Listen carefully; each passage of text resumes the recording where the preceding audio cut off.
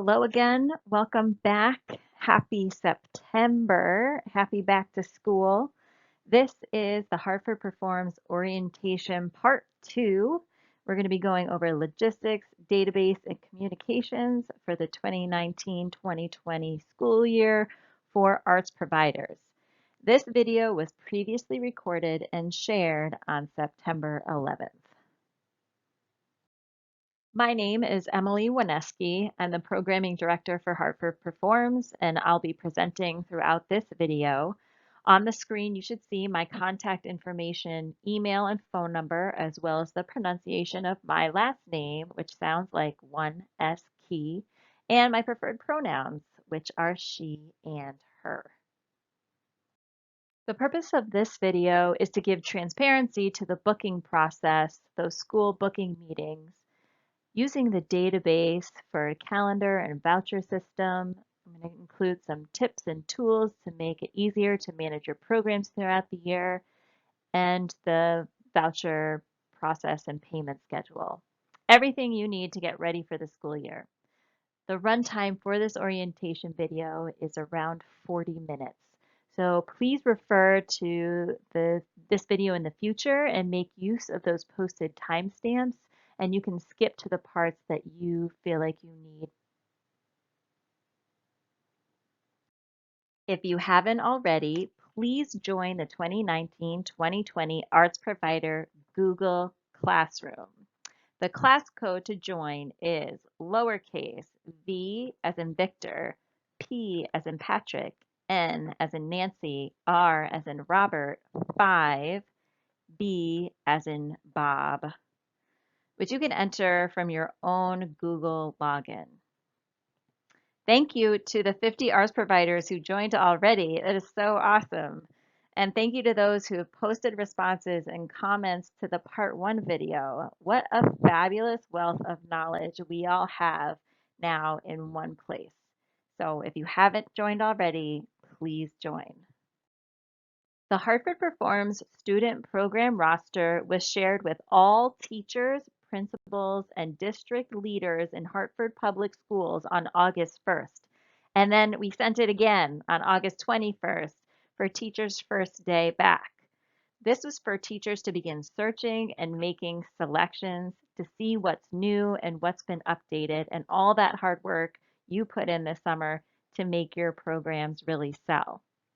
Teachers are strongly encouraged by Hartford Performs principals and site coordinators to select programs prior to meeting with Hartford Performs staff to confirm their bookings for the year. To help teachers make their selections, we've created a new cart option for teachers to populate a list of programs they will review with students and select. When searching the roster, teachers can use the filters to narrow selections and sort by grade level and curriculum focus, as well as a number of other filter options. If you haven't already, take a few minutes to search the database as if you were a teacher. Now I'm going to review the timeline of the program selection process. So starting August 1st, when that roster is shared with teachers, between August 1st and October 1st, teachers and students search the roster and make their program selections. Last year, we challenged schools to get students involved in the program selection process. 2 schools really embraced this, MD Fox and Fred D. Wish, and I'm hoping for more schools to get students involved this year. We could tell also from evaluation feedback that programs were more intentionally selected based off of curriculum alignment. Teachers are also selecting programs connected to cultural heritage celebrations, their off-site program requirements, student choice, and the need to stay within the $20 per student budget. Hartford Performs budgets $20 per student worth of programs per year based on Hartford Public Schools enrollment projections. On average, every student in Hartford Public Schools that we serve participated in at least 3 programs last year. On your screen, you're going to see a chart from our evaluation report that shows the number of programs completed by grade level at each school. You can see many schools and many grade levels far exceeded this 3 program average. Again, our budget is based on all students receiving programming, not teachers getting to pick or not. To ensure that all students receive programming, teachers select as a grade level. So let's say third grade at Kinsella is made up of 3 classrooms and 3 teachers, all teaching third grade. Those 3 teachers will meet together, search the database, and select a variety of programs to reach their maximum budget of $20 per student. So this might be 4 $5 programs or 2 $10 programs or any combination of program costs from the roster available for those grade level teachers. This ensures that it meets our all students get programs mission. Each year, Hartford Performs raises additional funding for arts and PE teachers to select programs. This is teacher-specific programming. This funding is not guaranteed and it changes year to year because it is dependent on raising those additional funds. This programming also goes beyond our mission of all students receiving programs. This year, music teachers can select 2 programs, PE teacher can select 1 program. This is still pending funding. And a visual arts teacher or another special in the building can select 1 program this year. So what's this offsite requirement? Well, Hartford Performs can say that by 9th grade, all Hartford students will experience arts programming outside of their school building in each of the 4 different art forms. If a grade level is 2nd, 4th, 6th, or 8th grade, part of their budget must be spent on an off-site field trip to fulfill the off-site requirement. Some off-site tickets are $5, most of them are $10, and a few museums are free. We ask that 2nd grade select a dance performance off-site. 4th grade is required to see a music performance off-site. 6th grade visits a museum to see a visual arts exhibit off-site.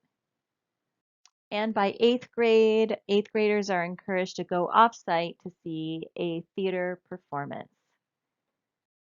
These next few slides, I'm going to walk through the Hartford Performs school booking meetings that occur September 3rd through October 4th this year.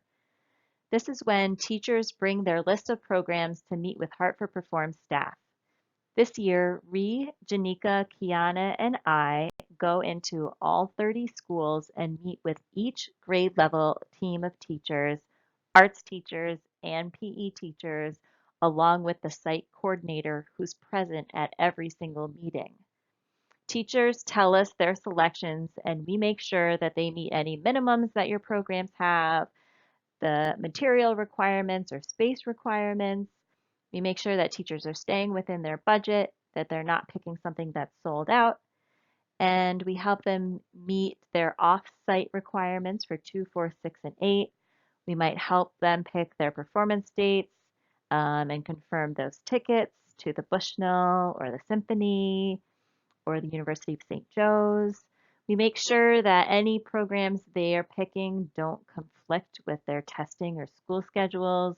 We review offsite requirements for field trip forms, busing confirmations. And so all of these little details are best discussed face to face to ensure consistency and communication, to build those relationships with the teachers, and to be really clear on expectations of what the programs look like in their classroom and what they expect of from your programs and from you coming in to see them. Here is an example of an agenda for what these meetings look like. They're about 30 minutes long and they happen during the school day. This agenda was created by the fabulous Phoebe White at Kennelly School. She is our site coordinator extraordinaire. And if you go to Kennelly, be sure to give her a big hello and smile because she is awesome. Once we know that the programs the teachers select are going to meet all the needs within the school building, we tell teachers to reach out to the arts providers right away to schedule a date, and that all dates must be scheduled before their winter recess. That would be December 18th. We remind teachers to participate and be present for all programs.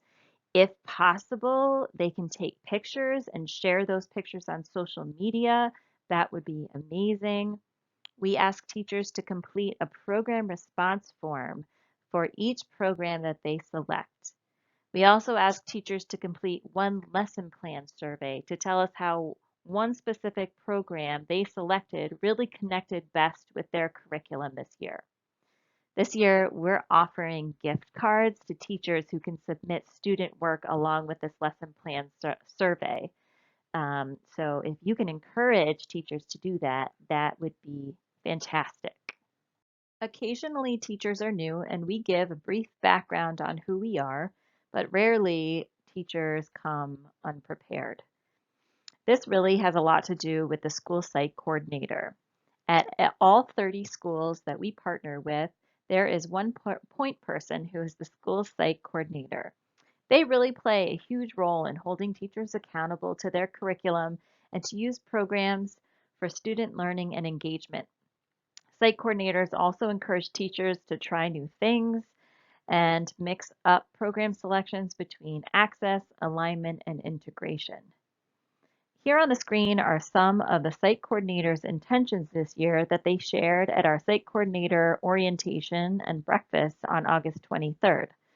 I'm just so impressed each September by how knowledgeable our schools, partners, teachers are about our programs and how to make the best use of them for their needs. Take a moment, take a deep breath, and think about what is one intention you have this year. What's something that you'd like to put your energy into? I'd love for you to go to the Google Classroom and share a comment on what is one intention you have this year, or go see what others are saying. Booking confirmations. So on the same day that we are at the school meeting with each grade level team, we also enter the confirmed programs for that school into the database. That immediately generates an email booking confirmation that goes to you, the arts provider, the lead teacher, the site coordinator, and the programming director. All programs will be booked by October 12th, 2019 this year. Here's an example of what a booking confirmation email looks like.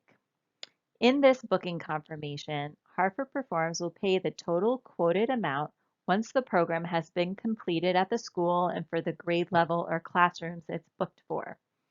This confirmation email gives you all of the information you need to fulfill the booking, except for perhaps the scheduled date of this program. Please save this email and check your spam or junk folders to make sure that this is not ending up in that location. When you receive the booking confirmation, you want to see that the voucher number. This is to ensure that there is a voucher connected to your program. You're also going to want to look at the program type, whether it's a grade level program or an arts and PE program. This will change how you will be paid. You're going to want to pay attention to the school name and school address. You're going to want to double confirm the correct school address before you head out to the school building. Also, you'll notice the lead teacher name. This is the person you should contact in order to set up your scheduled date for this program. If you are having any issues contacting the lead teacher, then you want to look to the site coordinator at that school and email that person. And finally, any additional notes that we might add of a time of year that the teacher would prefer this program to happen in. And at the bottom, you will see your total quoted amount. Milner School has a new location this year. If you Google Map Milner School, the address will be wrong. Please use Journalism and Media Academy of Hartford, or JMA. That is located at 150 Tower Avenue in Hartford, Connecticut. Again, Milner School is now located at 150 Tower Avenue. Additionally, MLK Junior Middle School is in a new location. This is the same new location that they were in last year. So MLK Junior Middle School is housed in Rawson Steam School building.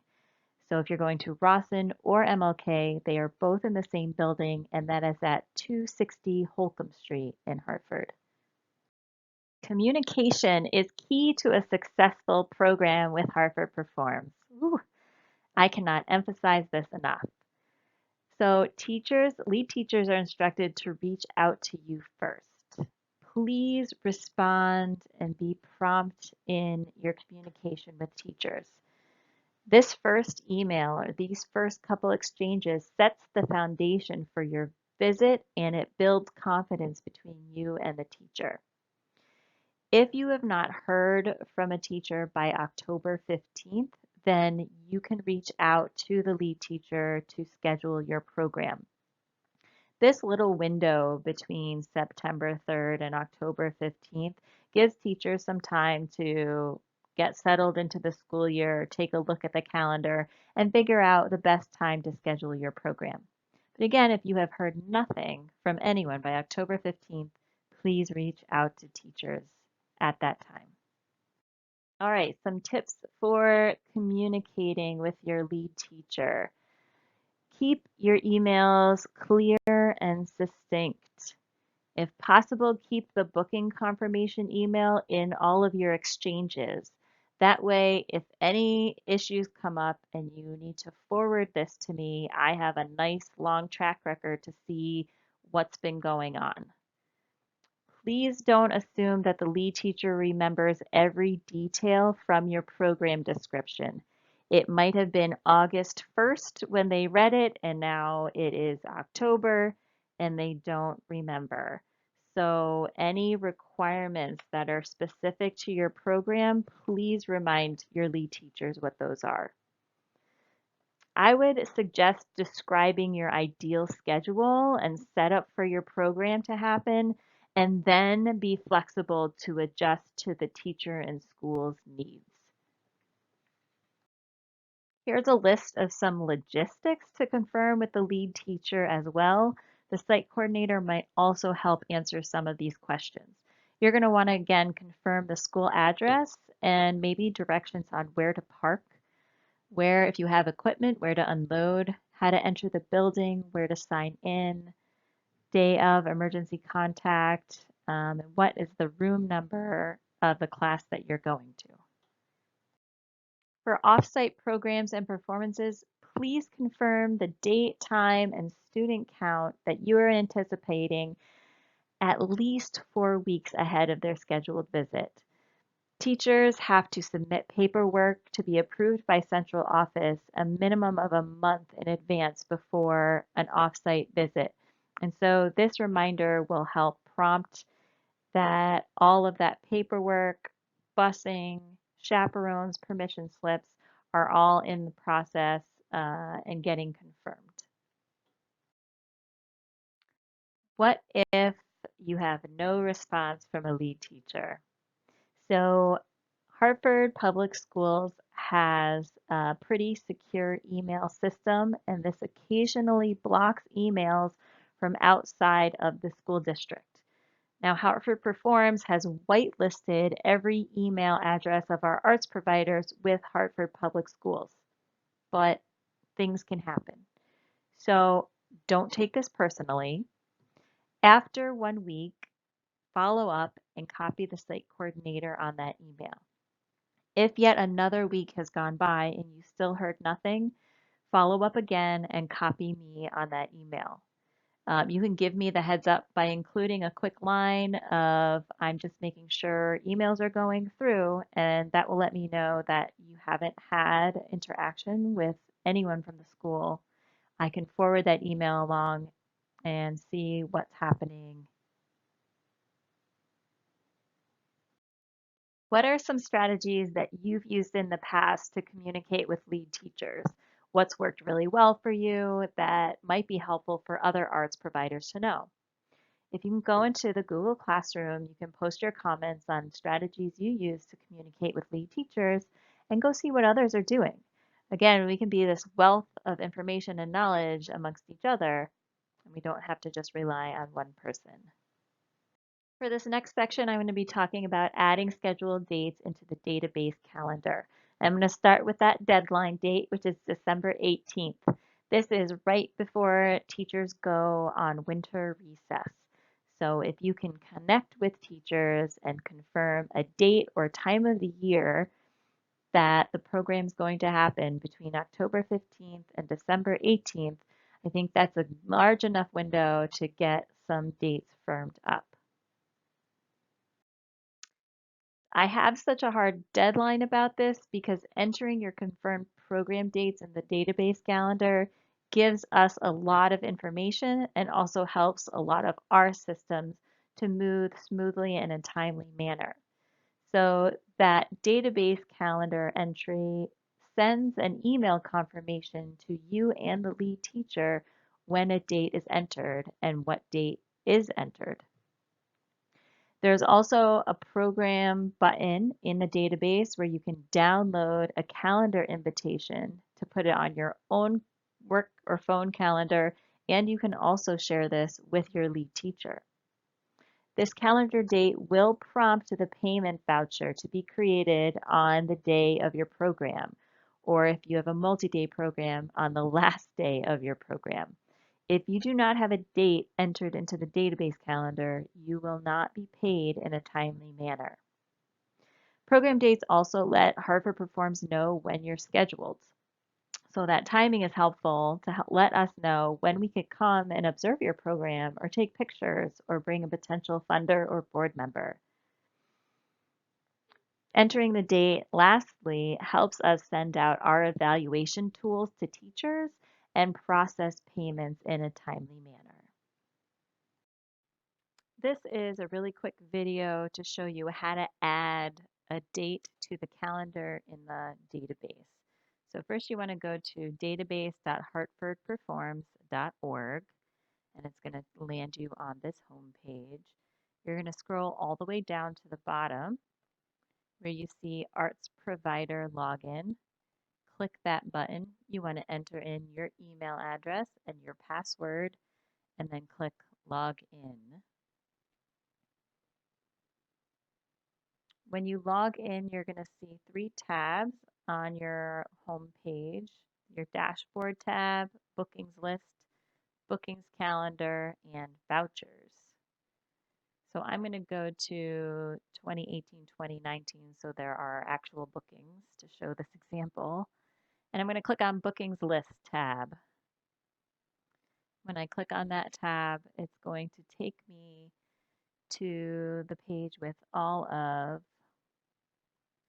my program bookings. And you should see a list. If you have 1, 2, 3, 4, however many bookings that you have for the school year, they will all those email booking confirmations will land here on the bookings list.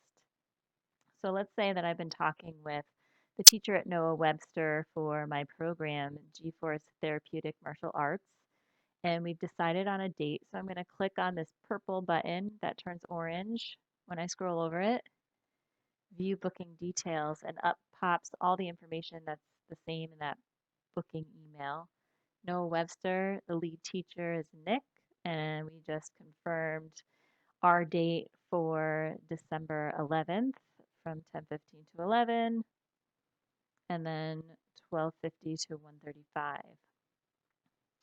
So you can see those dates already exist in this calendar. If I was going to add a date, I'm going to go to Add a New Date, click on the top bar, go to the date, December 11th, and the time. The back page does jump. Don't worry about that. It's not going to affect anything that you do. Once you have that date, you can click anywhere within this box to then go to the second page, December 11th. It's not going to let me select any other day except for December 11th. And let's say it goes till 12. This is the start time, end time. This box can add notes. Again, these notes are going to be sent to the lead teacher, so anything you write in here, start and end times, room numbers, space, materials required can all be put in here, and then you're going to hit this orange purple button to save it. When you save it, it's going to pop up here into these dates. So again, that's in bookings list, booking details, and then add a new date. Another great tool in this booking details option is download iCalendar. When I click this button, it downloads an invite which goes connected to my Outlook email. If you do this on your phone, it will add it to your phone calendar. So you can see the subject is the title of my program, the school that I'm at, and the date that I just entered in times. I can invite the lead teacher. I can send this to the site coordinator, and I can write any additional notes.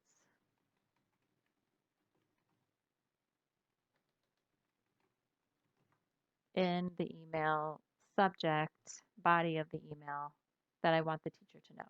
And then I would hit send, and that's going to end up on my calendar as a reminder. Such a great option. So I would definitely make use of this download iCalendar.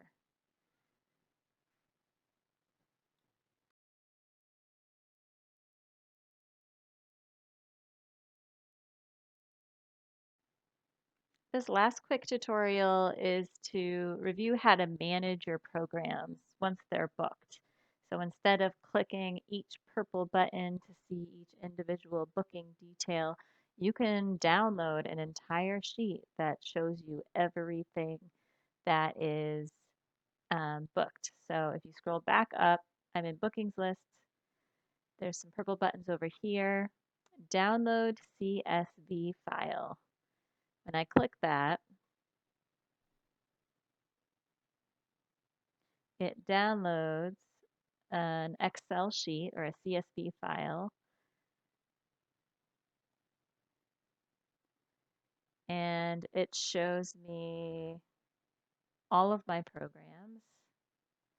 Let's see. It shows me when it's scheduled. If it's not scheduled yet, this will be blank. Who the ARS provider is, their email, who the lead teacher is, and their email. And then this helpful column will show you whether it's scheduled or not. There'll be an N in this column if it's not scheduled and a yes if it is. So everything in here is scheduled because this is from last year. And then you can see the dates, times, everything that's entered. So again, I got here by logging in, going to the bookings list tab, and then clicking download CSV file. And that creates this list that shows you all the information you need to know, voucher, school, emails, whether it's booked or not.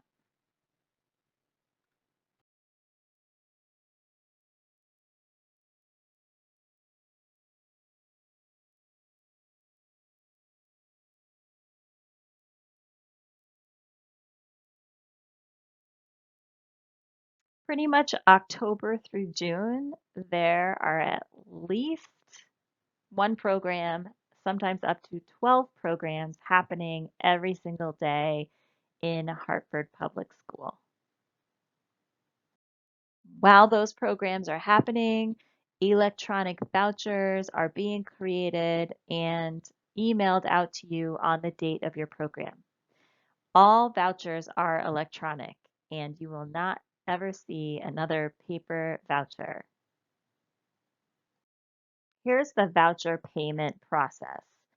First, you, the arts provider, receives an email with the voucher saying it's waiting your approval.